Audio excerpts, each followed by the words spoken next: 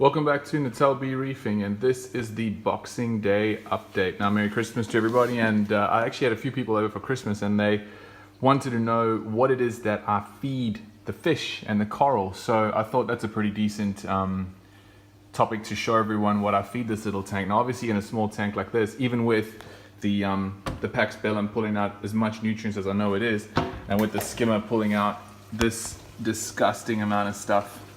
Skim's pretty dry, but it's really disgusting in there, and it smells foul.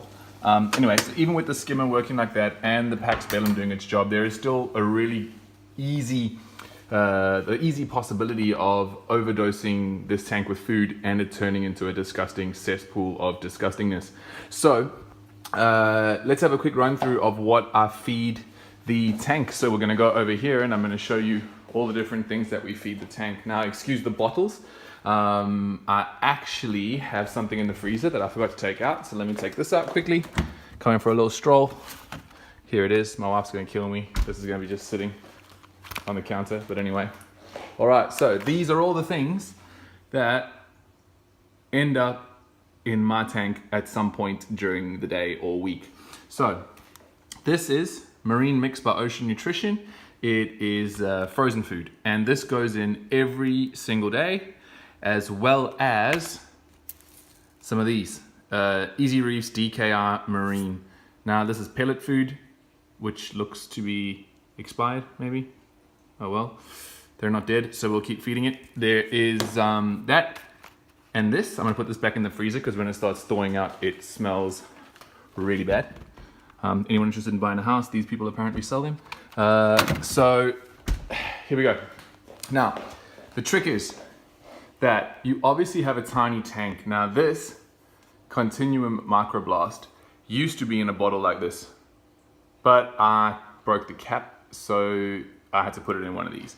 Now the interesting thing about this Continuum Microblast is how gross this stuff is at the bottom. It's actually like particulate almost. You can see this thick layer and then the fluid. So what you end up having to do is shaking it up and then it all gets mixed up and it's pretty disgusting. Now, the other thing that I dose is Polyp Lab Colors. This is amino acids. And then there's this. This goes in every day. New Life Spectrum Nutricell enhanced with phytoplankton. And this is like coral food for the SPS corals and the clam. Now, I don't just dump stuff in. So this is the prepared food. Now in here, what I've done is I have taken the frozen food and I have thawed it out in RO/DR water. Then I have scooped out little bits and placed them just enough to feed the few of the fish that I have and the torch coral. And I've placed it in here. So I don't have the entire chunk. It's just this. I've then topped it up with RO/DR water and dusted just a little bit of this into each of these things. So every day when I take this, thaw it and dump it in the tank, I'm feeding not only the Nutricell, but also the frozen food. This dry food goes in the Eheim Auto Feeder. So the Eheim Auto Feeder feeds the fish once a day, and it's not 2 o'clock. I don't know, that's what time it feeds. It's actually 3 o'clock now. But this feeds once a day, a little bit of this, just for a bit of difference for the fish. And it gives them a bit of variety in their diet. Now, I don't actually know how much of this they eat because there's no switching off of the overflow or anything. So I think at least half of it just lands on the surface and ends up going in the overflow. But I do see the fish cruising around, and sometimes I see it down here and it gets kicked up and then they eat it. So I'm pretty sure they are getting at least some of what's going in.